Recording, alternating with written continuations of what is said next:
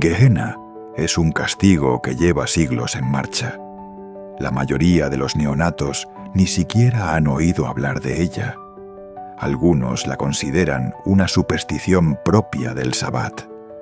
Otros, un símbolo retorcido de autodestrucción.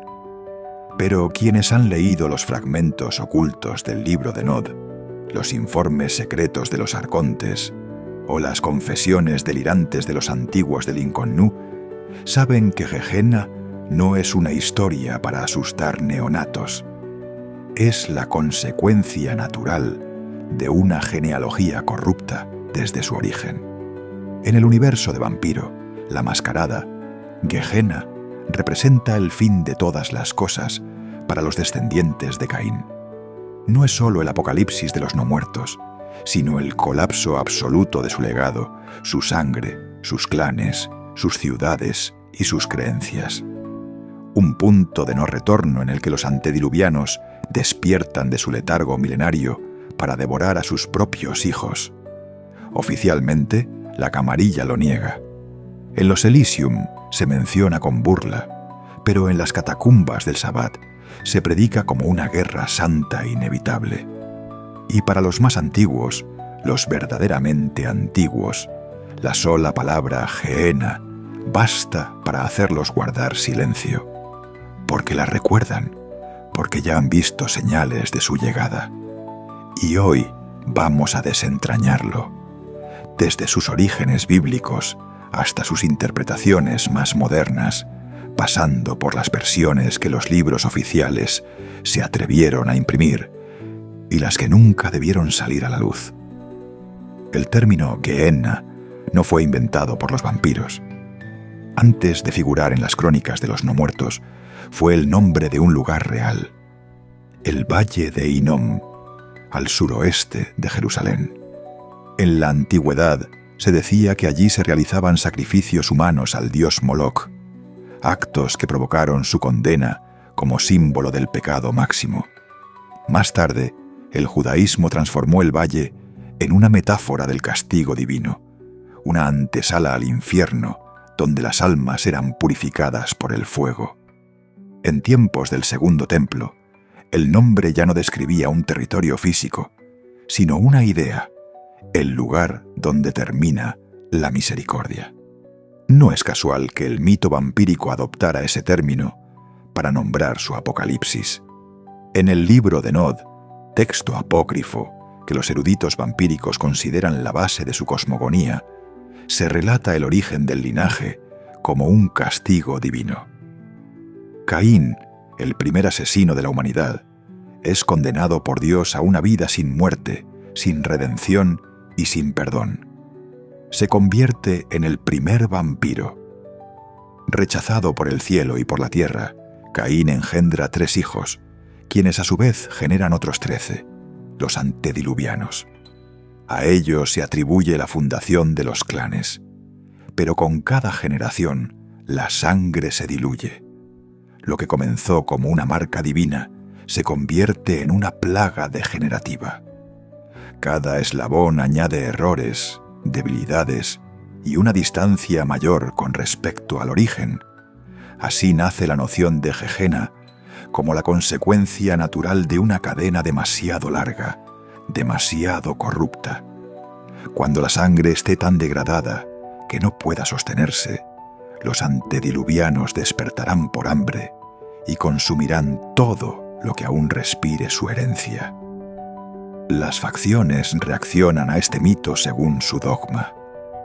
La Camarilla, obsesionada con el control y la negación de lo sobrenatural más allá de lo necesario, lo considera una fábula simbólica. Para sus líderes, los antediluvianos no son reales, sino una ficción útil para justificar la jerarquía. El Sabbat, por el contrario, ha construido su existencia en torno a esta amenaza. Sus cruzadas, sus rituales y su violencia no son nihilismo, son preparación para la guerra final. Y en un extremo aún más silencioso, los Inconnu observan desde el exilio. Algunos creen que ellos fueron los primeros en leer las señales del fin. Otros, que ya han abandonado toda esperanza. Aunque cada grupo interpreta el mito según su visión, todos coinciden en un punto. Si Gehenna llega, no habrá escapatoria. Las advertencias sobre la llegada de Gehenna no son nuevas. En los fragmentos más oscuros del libro de Nod y en códices posteriores como las Crónicas de los Secretos, aparecen descripciones vagas pero insistentes. Cuando la sangre no alimente, cuando el sol ya no queme, cuando los hijos se tornen contra los padres, el fin estará cerca. Son frases escritas en estilos contradictorios, por autores de distintas épocas, pero que comparten un tono común: el anuncio de una ruina inevitable. Entre las señales profetizadas, hay algunas que han sido registradas por testigos contemporáneos dentro del juego. La desaparición repentina de Justicars veteranos, sin rastros ni testigos. La fragmentación de la camarilla, debilitada por guerras internas y traiciones veladas. El aumento de ataques por parte de criaturas sin clan, sin conciencia y sin origen claro, como si algo más antiguo hubiera comenzado a romper la superficie. Y la más perturbadora, el rumor de que la sangre de ciertos vástagos, incluso ancianos, ya no les nutre ni les concede poderes. Una sed imposible de saciar, un vacío que no responde ni al hambre ni al tiempo. Para algunos, esto es prueba de que los antediluvianos ya están despertando, que han comenzado a extender su voluntad desde sus tumbas, sumergidas en tierra extranjera, en cámaras rituales selladas hace milenios. No es un despertar físico inmediato, sino una presencia gradual, como un eclipse que avanza sin ser notado hasta cubrirlo todo. Y en esa oscuridad, los lazos de sangre comienzan a romperse. La vinculación entre Sire y Chiquillo se debilita. La lealtad, el dominio, los juramentos, todo empieza a erosionarse. Pero también hay señales simbólicas. El regreso de antiguos clanes perdidos, como los Salubri, los Baali o los Truebrulla, ha sido interpretado como un desbalance cósmico. Líneas de sangre que debieron extinguirse y ahora resurgen, desafiando la lógica del orden actual. La llegada del fin no ocurre con un solo cataclismo, sino con la acumulación de hechos que el lector atento del mundo vampírico puede detectar. Una cadena de eventos que, por separado, parecen casuales, pero en conjunto son una sinfonía de advertencia. El Sabbat identifica estas señales como llamados a la acción. No espera sentencias divinas ni revelaciones finales. Cree que cada signo es una etapa en una guerra ya iniciada. La camarilla, en cambio, se resiste a ver patrones. Considera que hablar de Gehenna alimenta la paranoia y justifica el caos. Por eso castiga a quienes insisten en el tema y desacredita a los historiadores del linaje. Pero incluso entre sus líderes hay quienes han comenzado a guardar silencio ante ciertas coincidencias. Porque si las señales están ahí, ignorarlas no hará que desaparezcan. Solo facilitará que lleguen sin resistencia. Aunque la mayoría de los vampiros modernos conocen a Gehenna solo como una amenaza ambigua, los suplementos más antiguos del juego ofrecieron versiones concretas de cómo podría desarrollarse ese fin. Estas representaciones, lejos de ser narraciones cerradas, funcionan como espejos de los miedos que atraviesan a las distintas generaciones de vástagos. Cada una presenta una forma distinta de colapso, no solo físico, sino espiritual, simbólico o incluso teológico. En el suplemento titulado Gehenna, publicado por White Wolf en 2004, se delinean 4 escenarios apocalípticos, cada uno radicalmente diferente del otro. El primero es Wormwood, una visión introspectiva y teológica. En este escenario, los vampiros despiertan en una tierra vacía, sin humanos, sin alimento, atrapados en una noche eterna, donde la única salida es la redención personal. No hay guerras ni destrucción física. solo el enfrentamiento con la culpa y el juicio de Dios.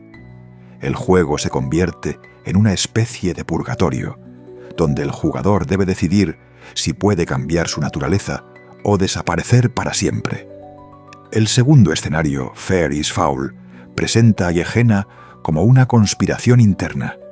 No hay antediluvianos, no hay castigo divino.